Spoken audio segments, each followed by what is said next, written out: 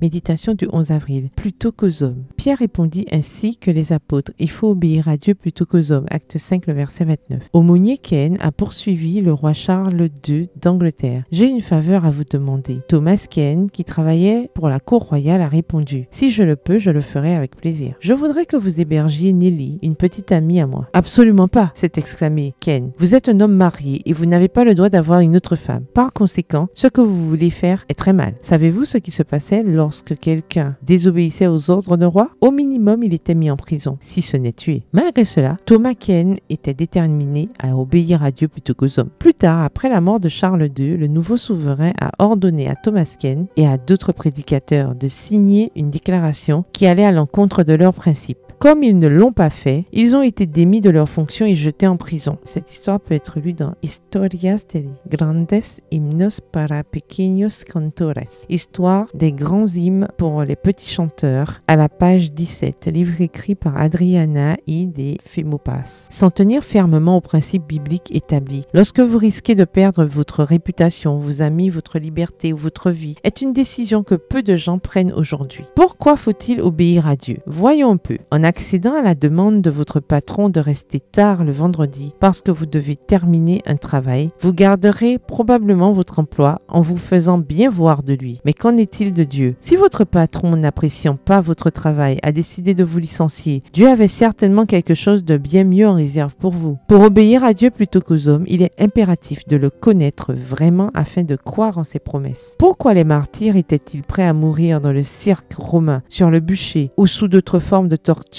Parce qu'ils connaissaient le Dieu en qui ils avaient cru et ils lui faisaient pleinement confiance. Leur vie ne se limitait pas à la recherche de bénéfices terrestres, mais ils investissaient par l'espérance dans la joie de monde meilleur à venir. Peut-être qu'aujourd'hui l'ennemi vous présentera des situations où vous devrez prendre des décisions qui affecteront votre avenir. Rappelez-vous que l'obéissance aux hommes n'apporte des bénéfices que dans cette vie, alors que l'obéissance à Dieu apporte des bénéfices éternels. Nous le verrons au ciel. PS, heureuse de lui donner mon obéissance. Bonne journée, que l'Éternel vous bénisse.